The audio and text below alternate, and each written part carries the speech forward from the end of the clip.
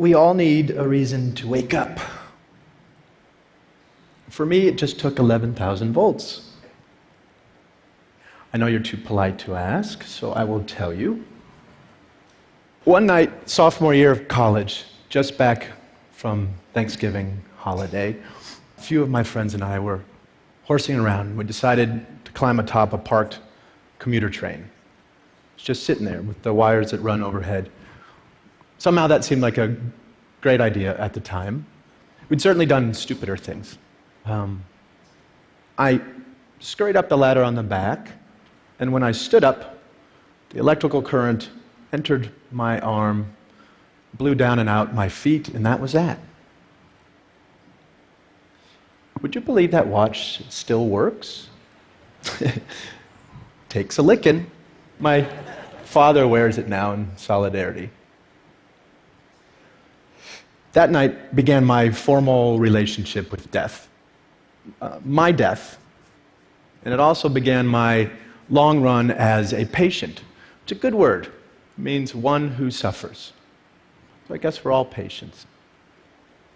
Now, the American healthcare system has more than its fair share of dysfunction. To match its brilliance, to be sure. I'm a physician now, a hospice and palliative medicine doc, so I've seen care from both sides. And believe me, most everyone who goes into healthcare really means well. I mean, truly. But we who work in it are also unwitting agents for a system that too often does not serve. Why? Well, there's actually a pretty easy answer to that question. And it explains a lot. Because healthcare was designed with diseases, not people, at its center.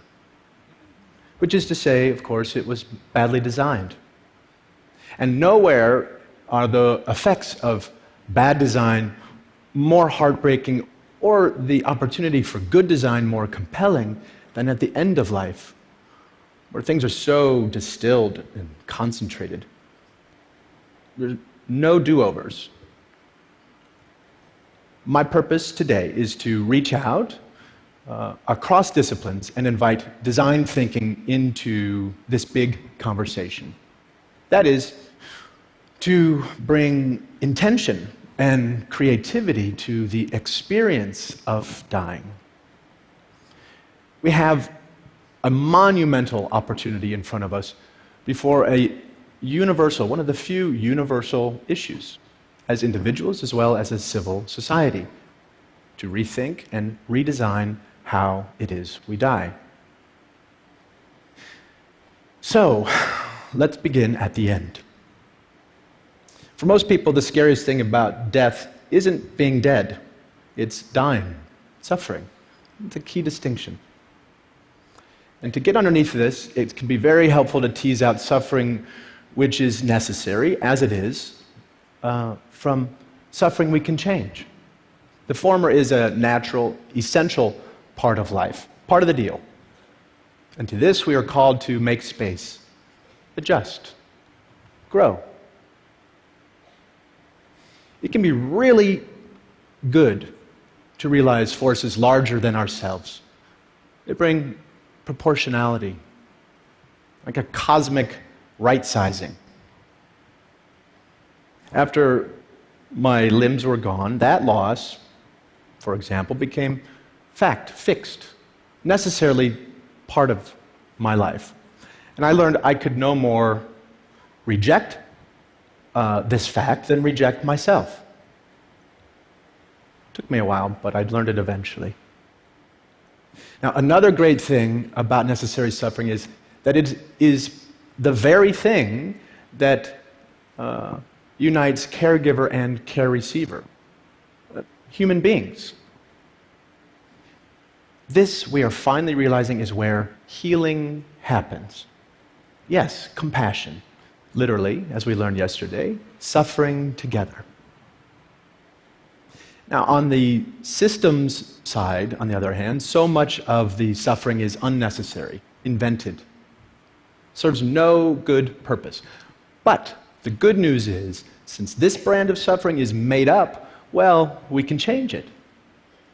how we die is indeed something we can affect. Now, making the system sensitive to this fundamental distinction between necessary and unnecessary suffering gives us our first of three design cues for the day. After all, our role as caregivers, as people who care, is to relieve suffering, not add to the pile. True to the tenets of palliative care, I function as something of a reflective advocate as much as a prescribing physician.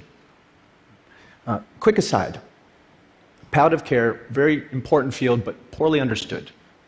While it includes, it is not limited to end-of-life care. It is not limited to hospice. It's simply about comfort and living well at any stage. Okay, so please know that you don't have to be dying anytime soon to benefit from palliative care. Now, let me introduce you to Frank. He sort of makes this point. I've been seeing Frank now for years. He's living with advancing prostate cancer on top of long-standing HIV. We work on his bone pain and his fatigue, but most of the time we spend thinking out loud together about his life, really about our lives. In this way, Frank grieves. In this way, he keeps up with his losses as they roll in, so that he's ready to take in the next moment. Loss is one thing, but regret quite another. So Frank has always been an adventurer. Looks like something out of a Norman Rockwell painting, and no fan of regret. So it wasn't surprising when he came into clinic one day saying he wanted to raft down the Colorado River. Was this a good idea? With all the risks to his safety and his health, some would say no, many did, but he went for it while he still could. And it was a glorious, marvelous trip. Freezing water, blistering dry heat, scorpions, snakes, wildlife howling off the flaming walls of the Grand Canyon. All the glorious side of the world beyond our control. Now, Frank's decision, while maybe dramatic, is exactly the kind so many of us would make if we only had the support to figure out what is best for ourselves over time. So much of what we're talking about today is a shift in perspective. After my accident, when I went back to college, I changed my major to art history. Studying visual art, I figured I'd learn something about how to see. A really potent lesson for a kid who couldn't change so much of what he was seeing. Perspective, that kind of alchemy we humans get to play with, turning anguish into a flower. Flash forward, now I work at an amazing place in San Francisco called the Zen Hospice Project, where we have a little ritual that helps with this shift in perspective. When one of our residents dies, the mortuary men come, and as we're wheeling the body out through the garden, heading for the gate, we pause. Anyone who wants. Fellow residents, family, nurses, volunteers, the hearse drivers too now. Share a story or a song or silence as we sprinkle the body with flower petals. It takes a few minutes. It's a sweet, simple parting image to usher in grief with warmth rather than repugnance. Contrast that with the typical experience in the hospital setting.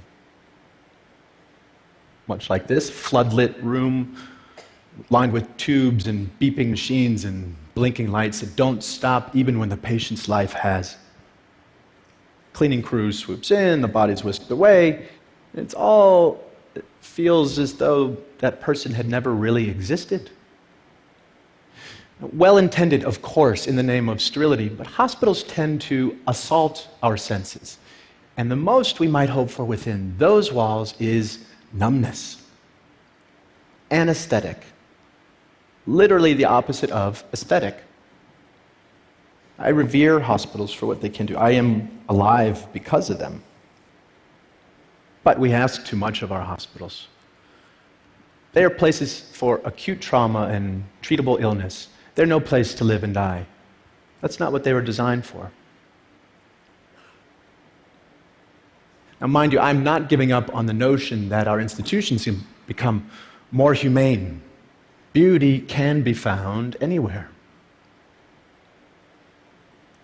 I spent a few months in a burn unit at St. Barnabas Hospital in Livingston, New Jersey, where I got really great care at every turn, including good palliative care for my pain. And one night, it began to snow outside. I remember my nurses complaining about driving through it. And there was no window in my room, but it was great to just imagine it coming down all sticky. Next day, one of my nurses smuggled in a snowball for me. She brought it into the unit. I cannot tell you the rapture I felt holding that in my hand. And the coldness dripping onto my burning skin, the miracle of it all, the fascination as I watched it melt and turn into water. In that moment, just being any part of this planet in this universe mattered more to me than whether I lived or died. That little snowball packed all the inspiration I needed to both try to live and be okay if I did not. In a hospital, that's a stolen moment. In my work, over the years, I've known many people who were ready to go, ready to die. And not because they had found some final peace or transcendence, but because they were so repulsed by what their lives had become. In a word, cut off or ugly. There are already record numbers of us living with chronic and terminal illness and into ever older age. And we are nowhere near ready or prepared for this silver tsunami. We need an infrastructure dynamic enough to handle these seismic shifts in our population. Now is a time to create something new, something vital. I know we can because we have to. The alternative is just unacceptable. And the key ingredients are known: policy, education and training, systems, bricks and mortar. We have tons of input for designers of all stripes to work with. We know, for example, from research, what's most important to people who are closer to death: comfort, feeling unburdened, and unburdening to those they love, existential peace, and a sense of wonderment and spirituality. Over Zen Hospice's nearly 30 years, we've learned much more from our residents in subtle detail. Little things aren't so little. Take Jeanette. She finds it harder to breathe one day to the next due to ALS. Well, guess what? She wants to start smoking again. And French cigarettes, if you please. Not out of some self-destructive bent, but to feel her lungs filled while she has them. Priorities change. Or Kate. She just wants to know her dog Austin is lying at the foot of her bed, his cold muzzle against her dry skin. Instead of more chemotherapy coursing through her veins, she's done that.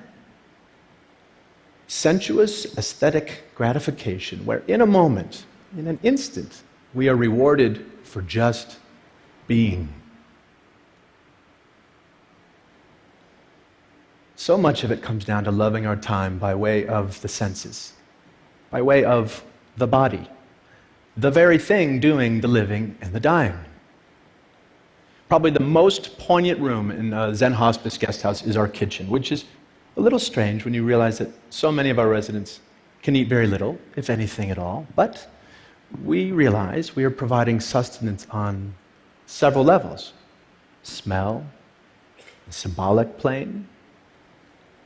Seriously, with all the heavy-duty stuff happening under our roof, one of the most tried and true interventions we know of is to bake cookies.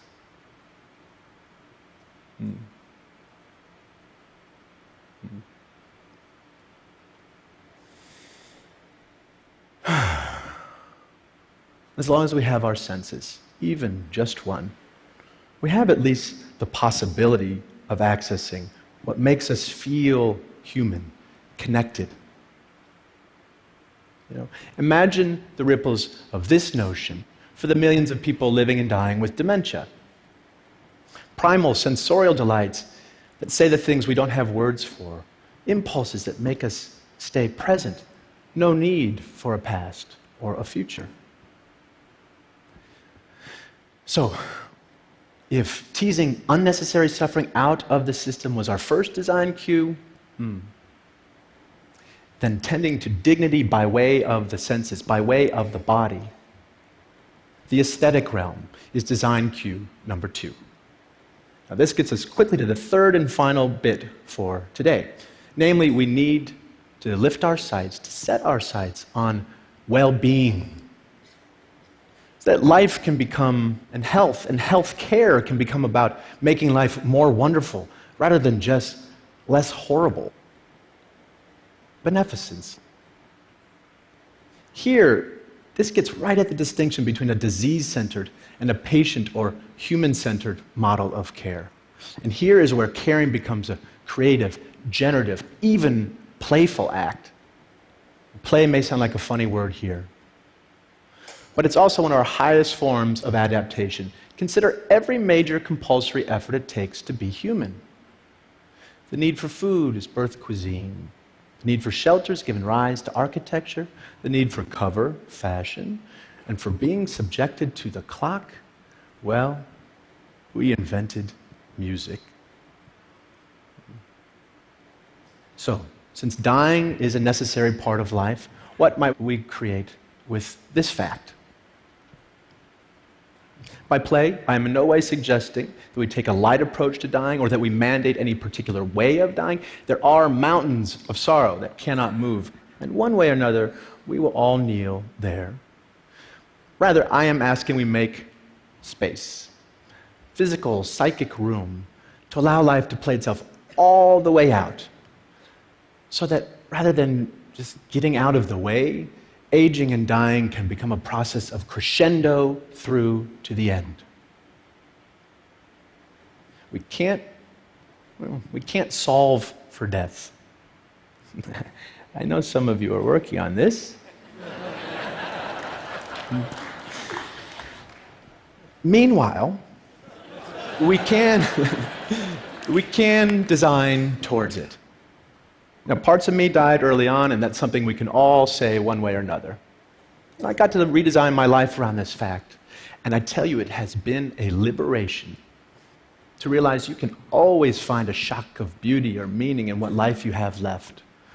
Like that snowball, lasting for a perfect moment, all the while melting away.